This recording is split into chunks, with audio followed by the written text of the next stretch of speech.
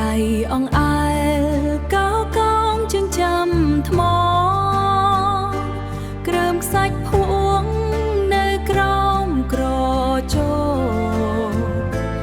អង្ការ៉ាដេកលងក្នុងស្លែជ្រៅរងចាំដៃមកដាំងឲ្យភ្ញាំងរងចាំដៃមកដាំងឲ្យភ្ញាំងដាំងឲ្យភ្ញាំង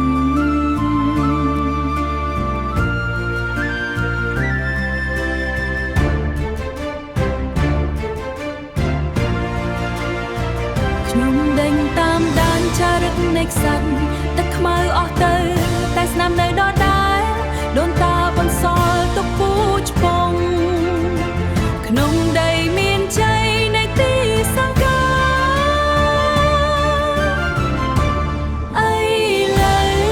ខ្ញុំជាតំណងភ្លៀងយ៉ាងជាលោហិតក្នុងចម្លាំងជាដង្ហើមក្នុងមាត់សេឡាតាមគន្លងអង្គរាចារឹកត្រឡប់ទៅរកដើមលោកកាទៅរកដើមជង្គង់បុកដីដូចជានោញូ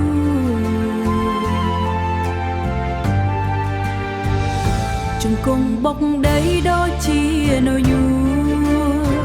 វិញ្ញាណល្បុកតោនៅក្បែរប្រាតាមសំឡឹងមើលមិនដាក់ភ្នែកយើងបាត់ក៏ដៃដូចជារូបអប្សរា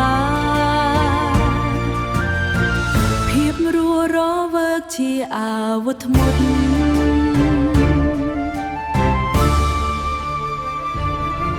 អង្គរាជាផែនទីក្នុងបាតដៃស្រង់បរៀនដូចជាយន្តការដែរយើងរួមគ្នានៅចិញ្ចាំដែលត្រទ្រមដើម្បីតំបូរនៃផ្ទៃមេឃឆ្អិនយើងជាសក់សថ្មីភ្នំថ្ម